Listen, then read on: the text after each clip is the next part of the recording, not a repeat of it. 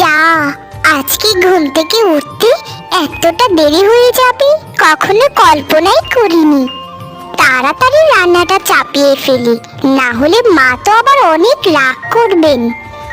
আমার এখন থেকে একটু আগে আগে উঠতে হবে, না হলে সংসারের কাজগুলো করতে করতে অনেকটাই দেরি হয়ে যায়। আমি সবসময় চাই যেন আমার পরিবারটাকে নিয়ে আমি খুব সুখে শান্তিতে বসবাস করি। বিধাতা, তুমি আমার পরিবারকে সবসময় খুব ভালো রেখো। কি রে চালের গোদাম, মোটা হাতি! আর কত আর কত অপেক্ষা করব দুটো খাওয়ার জন্য? সকাল থেকে রয়েছি না খেয়ে, আমার কি পেট পিত্তি বলতে কিছু নেই? ছেলেকে কত শখ করে বিয়ে করিয়েছিলাম, ভেবেছিলাম বৌমা আমাদেরকে কত যত্ন করবে, কিন্তু আমাদের কি যত্ন করবে, নিজেই নিজেকে যত্ন করে পারে না। মা, দয়া করে রাগ করবেন না, আমি তো প্রত্যেকদিন দেরি করে উঠি না, আজকে উঠতে একটু দেরি হয়ে গেল আর কি। আর মা, আপনি বলুন না, আমি কি ইচ্ছে করে মোটা হচ্ছি? মা, আমাকে একটু সময় দিন, আমি কিছুক্ষণের মধ্যেই রান্নাটা সেরে ফেলবো। শোন রে মোটা হাতি, তুই বলছিস না একটু অপেক্ষা করতে, তোর ওই একটু একটু অপেক্ষায় মানে হচ্ছে কয়েক ঘন্টা। বাইরে তো মানুষের কাছে মুখ দেখাতেই পারি না, ঘরেও কোনো শান্তি নেই। ছেলেটাকে কতদিন করে বলেছি যে বিয়ে কর, আরেকটা বিয়ে কর, কিন্তু ছেলে তো আমার কোনো কথাই শোনে না। মা, এসব কি কথা বলছেন আপনি? আমাকে যা ইচ্ছে তাই বলুন, আপনার ছেলেকে দ্বিতীয় বিবাহ করার কথা কখনো মুখ দিয়ে আনবেন না। আচ্ছা মা, আমি কি মানুষ নই? আমার কি কষ্ট বলতে কিছু নেই? গলা নামিয়ে কথা বল রে মোটু হাতি, গলা নামিয়ে কথা বল। আমার ছেলেকে একবার, শুধু একবার রাজি করাই, আমার ছেলেকে আর একটা সুন্দরী মেয়ে দেখে বিয়ে করাবো। মা, আপনার পায়ে পড়ছি, এসব কথা আর দ্বিতীয়বার মুখ দিয়েও আনবেন না। আমি খুব চেষ্টা করছি আমার স্থূলকার শরীর কমানোর জন্য, তুই শুধু চেষ্টা করেই যাবি। তোর তো 1 বছরে 1 কেজিও পর্যন্ত কমেনি। আগের বছরের থেকে এই বছর আরো মোটা হয়েছিস।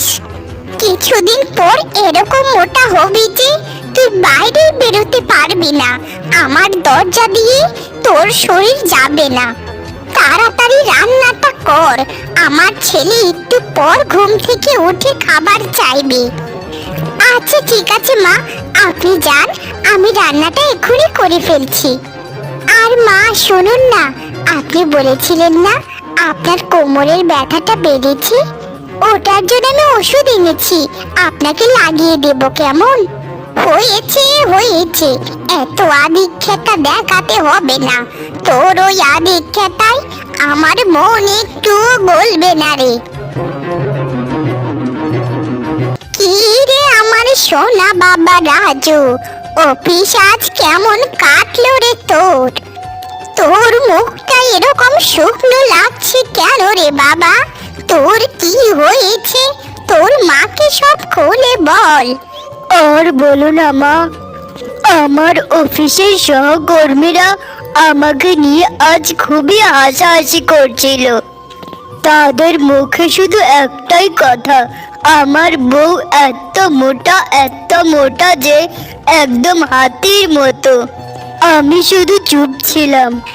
তা তো বলবেই রে বাবা, তোর বউ আসলে এত মোটা হচ্ছে দিন দিন যে আমারই তো তাকে অসহ্য লাগছে। পাড়া প্রতিবেশীদের কাছে মুখ দেখাতে পারছি না, সবাই শুধু মুখ চেপে চেপে হাসে আমাকে দেখে। আচ্ছা মা, রূপাকে বলো একটু আমার জন্য চা নিয়ে আসতে, মাথাটা খুব ধরেছে, আমি ওর সাথে কথা বলতে চাই না আর। বৌমা, ও বৌমা, কোথায় গেলে তুমি? আমার ছেলের জন্য তাড়াতাড়ি একটু চা বানিয়ে এনো তো। কোথায় রে মোটা হাতি কোথায় গেলি? কোনো সারা শব্দ নেই। এই যে মা, আমি ওনার জন্য আগে থেকে চা বানিয়ে রান্নাঘরে দাঁড়িয়েছিলাম। আমি তো জানি মা, আপনার ছেলের অফিস কখন ছুটি হয়। এই যে নাও গো, চাটা খাও। খেয়ে আমাকে বলো তো কেমন হয়েছে। তোমার মুখ দেখে চা খাওয়ার শখ মিটে গেছে আমার। আমি তোমার হাতের চা একদম খেতে চাই না। দিন দিন এত মোটা হচ্ছ যে দেখতে বিচ্ছিরি দেখা যায়। দিলি তো আমার ছেলেটার মনটা খারাপ করে, দিলি তো মুখ পড়ি। যা এখান থেকে। তোর ওই চা নিয়ে তোর ওই মোটা পেটে ঢেলে নে। ওগো, রাগ করো না আমার সাথে। আমার ঘর সহ সবাই পাড়া গায়ের আমাকে নিয়ে হাসাহাসি করে, কিন্তু তুমি তো আমার স্বামী, তুমি একটু তো আমাকে বোঝো। আমার এতে দোষ কোথায় বলো? সব দোষই তো তোমার। দিন দিন হাতির মতো খেয়ে খেয়ে মোটা হয়েছ। আমি বিয়ের আগে যদি জানতাম যে তোমার অবস্থা এত খারাপ হবে, তাহলে তোমাকে আমি কোনোদিনও বিয়ে করতাম না। তোমার জন্য এই পাড়া গায়ে কেন, অফিসেও আমাকে কত কথা শুনতে হয়। আমার ছেলেটার জীবনটা একদম তেজ পাতা করে দিল এই মোটা মেয়ে। কোথাও পড়ে মরে যেতে পারিস না, তাহলে তো হয়। আমার মৃত্যুটা যেন আপনাদের পায়ের নিচে হয়, এটাই আমি চাই। আপনাদেরকে আমি নিজের জীবনের থেকে বেশি ভালোবাসি। আপনাদের ছেড়ে আমি কোথাও যাব না, কোথাও না। রূপা, তুমি কি জানো না আমি এই সময়ে রাতের খাবার খাই? এভাবে এখানে শুয়ে আছো কেন এখন? যাও যাও, আমার রাতের খাবারটা টেবিলে বেড়ে দিয়ে আসো। আমি খেয়ে ঘুমাবো, সকালে অফিসে যেতে হবে। সারাদিন বাড়িতে থাকো তো আমার অবস্থা কি করে বুঝবে আমি কত কষ্ট করি। তোমার আর কি, খাওয়া দাওয়া আর ঘুমানো। ওগো, আমার শরীরটা আজকে খুব খারাপ লাগছে। তুমি দয়া করে দুটো ভাত বেড়ে খেয়ে নাও। আমি জানি তুমি অফিসে অনেক কষ্ট করো, অনেক কষ্ট করে টাকা রোজগার করে সংসার চালাও, কিন্তু আমি তো বাড়িতে শুয়ে বসে থাকি না। আমি তো কত কাজ করি সারাদিন। তুমি হচ্ছ এবাড়ির বউ, বউরা কি বাড়ির কাজ করে না তো কি করে? বাড়ির বউরা কি মানুষ নয়? সবাই কাজ করলে তাদের কষ্ট হয়, কিন্তু বাড়ির বউরা কোনো কাজ করলে তাদের কোনো কষ্ট থাকতে নেই, কারণ তারা তো বউ, পরের বাড়ির মেয়ে। মুখে মুখে খুব তর্ক করা শিখেছিস তাই না? তুই আমার মন থেকে অনেক আগেই উঠে গিয়েছিস। আমার মা ঠিকই বলতো, আমার মায়ের শান্তির জন্য এখন অন্য কোনো রাস্তা আমাকে বেছে নিতেই হবে। মানে তুমি কি বলতে চাইছো বলো তো? তুমি কি করতে চাচ্ছ? আমি তো কিচ্ছু বুঝতে পারছি না তোমার কথা। বুঝতে হবে না তোমার কোনো কথা আমার। যখন করব তখন দেখতে পাবে, এর আগে নয়। এটা কি গো? এটা কি তোমার সাথে? আমি তো কিচ্ছু বুঝতে পারছি না। তার গলায় ফুলের মালা, তোমার গলায় ফুলের মালা। বলো না, কি ও? তোর সাথে মেয়েটা কে রে রাজু বাবা? এরকম চাঁদের মতো সুন্দরী মেয়ে আমার জীবনেও তো দেখিনি। তুমি সবসময় বলতে না মা, যেন আমি আরেকটা বিবাহ করি। এ হচ্ছে নতুন বউ। তোমার পছন্দ মতো আমি খুব সুন্দরী একটা মেয়েকে বিয়ে করেছি। ওর নাম হচ্ছে রূপবতী। আমাদের সাথেই এখন থেকে থাকবে। ওগো, এই তুমি কি কথা বলছো? এসব দেখার আগে আমার মরণ হলো না কেন? বলো না গো, বলো না। যা বলছো তুমি সব মিথ্যে কথা বলছো। আমি বিশ্বাস করি না, আমার স্বামী এরকম কাজ কখনোই করতে পারে না। একে তুমি এই বাড়ি থেকে এখনই বের করে দাও। আমি মরে যাবো গো, মরে যাবো।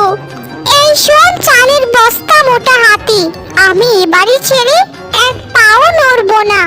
শাশুড়ি মা, ওকে এখনই বাড়ি থেকে তাড়িয়ে দিন। ওর সাথে আমি এক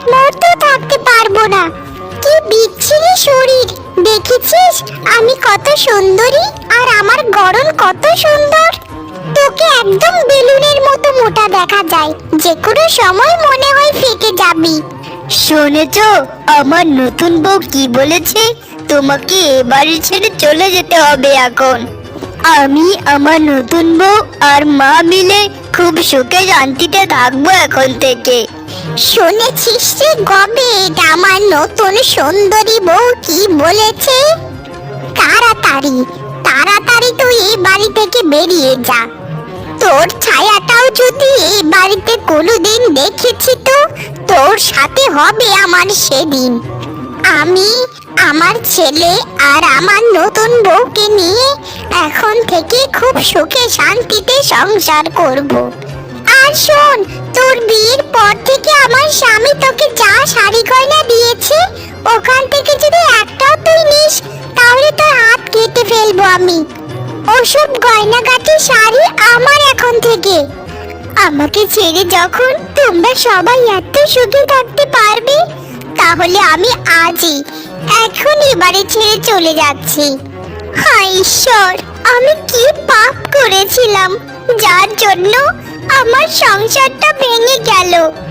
তবে আমি তোমাদের সকলের জন্য সবসময় প্রার্থনা করি তোমরা সারা জীবন সুখে দেখো। আমাদের গায়ের মানুষ আমাকে নিয়ে কত মজা করেছে, কত হাসাহাসি করেছে, কিন্তু সেটাই আমার কোনো যায় আসেনি। কিন্তু এখন আমার নিজের স্বামী, আমার নিজের শাশুড়ি চায় না তাদের সাথে আমি যেন থাকি। আমার কোনো অধিকার নেই কারো সুখেতে ভাগ বসানোর। আমি চাই তারা যেন সারা জীবন সুখে শান্তিতে থাকে, তাই ওদের মুক্ত করে দিয়ে আমি আজ চলে এসেছি। আর যাব না ওই বাড়িতে, আমি আর ফিরবো না। সারা জীবন আমি এই জঙ্গলে কাটিয়ে দেব। হে বিধাতা, কেন আমাকে এত মোটা করে বানিয়েছিলে তুমি? আমি মোটা হলে আমি কি মানুষ ছিলাম না? কেন আমাকে কেউই দাম দিল না? কেন আমার স্বামী কেন আরেকটা বিয়ে করলো আমাকে রেখে? উত্তর দাও বিধাতা, উত্তর দাও। এভাবে কেঁদো না, এই সকল কিছুই বিধাতার লীলা খেলা। ঈশ্বরের উপর ভরসা রাখো, তোমার সুখ নিশ্চয়ই একদিন আসবে। কিন্তু ওই সুখ তুমি তখনই পাবে যখন তার পরীক্ষায় তুমি উত্তীর্ণ হতে পারবে। সে পর্যন্ত তোমায় ধৈর্য ধারণ করতে হবে, বুঝেছো? তোমার মনের খবর সব কিছুই আমি জানি। কি আপনি? আপনাকে এরকম দেখায় কেন? আপনি তো কোনো সাধারণ মানুষ নয়। আপনার শরীরই পাকা, আপনি নিশ্চয় পরী হবেন। আমায় বলুন না, এই কষ্টের অবসান কোন দিন আমার হবে? আমি চাই আমার সংসারে আমি আবার ফিরে যেতে। আমার ভালো লাগে না। তোমায় বললাম না তোমায় পরীক্ষায় উত্তীর্ণ হতে হবে? এর আগে তুমি আমার সাথে চলো। তুমি একটা কথা সবসময় মনে রেখো, তোমার অভাব ওই পরিবার খুব তাড়াতাড়ি টের পাবে। তুমি নিজ থেকে ওই বাড়িতে আর কোনো দিনও যাবে না, বুঝেছো? তোমার সকল দায়িত্ব এখন থেকে আমি নিলাম, চলো আমার সাথে। আমি কি এখন থেকে এখানেই থাকবো পরি? কিন্তু আমি একটা কথা কিছুতেই বুঝতে পারছি না, তুমি আমাকে এত সাহায্য কেনই বা করছো? যেখানে আমার সাথে তোমার কোনো রক্তের সম্পর্কও নেই, সেখানে তুমি কেনই বা তোমার মূল্যবান নষ্ট করছো আমার পেছনে? আমি সবসময় ভালো মানুষকে সাহায্য করে থাকি। তুমি এখানে এখন বিশ্রাম করো কেমন? আমি তোমার খাবার পাঠিয়ে দেব। নতুন বউ, আমি অফিস থেকে ফিরলাম সে তো কতক্ষণ হয়ে গেল। আমি কখন থেকে বলছি আমার জন্য একটু চা আনো, কিন্তু আমার কথা তো কোনো পাত্তাই দিচ্ছ না তুমি। বিয়ে হবার পর থেকে শুধু এই কাজ করো তো সেই কাজ করো। আমি কি এই বাড়িতে কাজের লোক এসেছি? আমি আমার এই সুন্দর রূপ নিয়ে কখনো রান্নাঘরে যাইনি। তুমি কি করে ভাবলে যে তোমার সংসারে এসে আমি রান্না করব? রান্না করার জন্য আমি কেন? তোমার মা তো আছে, ওকে গিয়ে বলো। তোমার রান্না বিয়ে হবার পর থেকে একবারও খাইনি। আর বউদের তো সবসময় নিয়ম, স্বামী আর শাশুড়ির জন্য তারাই রান্না করবে। আর মা কোথায়? মাকে তো দেখতে পাচ্ছি না। এই শোনো, মুখটা সামলে কথা বলো। তোমার জন্য আমি রান্না করতে আসিনি এই বাড়িতে। আর ওই নিয়ম তোমরা মা ছেড়ে বানিয়েছো, আমি সব বিশ্বাস করি না। আর তোমার মা কোথায় আছে সেটা তুমি দেখে নাও, আমাকে তো জিজ্ঞেস করছো কেন বারবার? নিজের মায়ের খেয়াল নিজেই রাখো। আমার মায়ের খেয়ালে আমি রাখিনি, সেটা তোমার মা। এসব তুমি কি বলছো নতুন বউ? আমি তো নিজের কানকে বিশ্বাস করতে পারছি না যে তোমার মন এত জঘন্য। কি? তোমার এত বড় সাহস? তুমি আমার মনকে জঘন্য মন বললে? তোমার এই সংসার চলে যাক, এই সংসারে আমি করব না আর। আমি বাপের বাড়ি চলে যাচ্ছি, এই সংসারে আমি আর কোনো দিনও ফিরবো না। এই কটা দিনে আমার জীবনটা একদম নরক হয়ে গেছে। মা, মা, কি হয়েছে তোমার?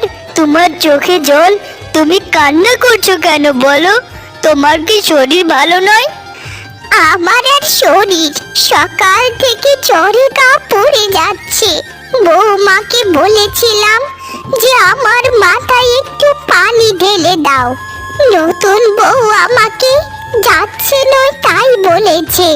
বলল যে আমার মতো বুড়ির মাথায় নাকি পানি ঢালবে না। আমার বড় বউটাকে খুব মনে পড়ছে রে রাজু বাবা। সেই আমাদেরকে কত ভালোবাসতো। আমি একটু অসুস্থ হলে পাগলের মতো হয়ে যেত। আমাদের জন্য এত কিছু করেও আমার বড় বউটাই আমাদের মন পেল না। কিন্তু পরবর্তীতে সুন্দরী বউ তো ঘরে নিয়ে এলি রে বাবা, কিন্তু এই বউ তো শুধু সারাক্ষণ অপমান করে। মা গো, রূপাকে বাড়ি থেকে তাড়িয়ে দিয়ে আমরা এত ভুল করেছি যে আমাদের সারা জীবন পস্তাতে হবে। কত সরল সোজা ভালো ছিল মেয়েটা, আমাদেরকে কত ভালোবাসতো। কিন্তু আমরা তাকে শুধু মোটা হওয়ার জন্য বাড়ি থেকে তাড়িয়ে দিলাম।